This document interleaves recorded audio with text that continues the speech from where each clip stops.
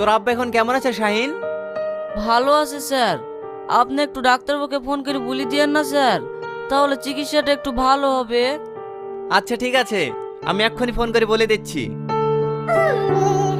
আরে যা, ভুলে তোর ভাবির মোবাইলটা নিয়ে চলে এসছি রে। যা তুই গাড়িটা বের কর, আমি মোবাইলটা নিয়ে আসছি।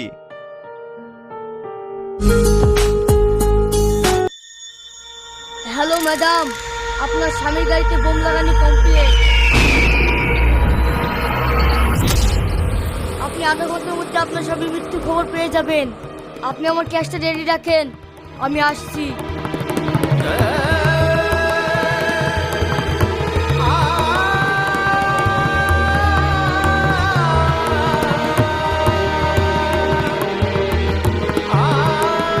কিরে বাবু, এখনো অফিসে যাসনি? হ্যাঁ মা, আমার ফোনটা ঘরে ফেলে রেখে এসছি তো, ফোনটা নিয়ে যাচ্ছি।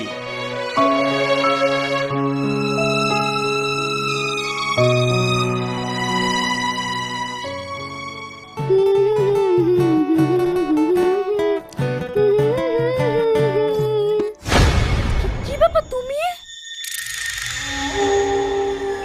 আমাকে ছেড়ে তোমার অফিসে যেতে মন চাইছে না নাকি?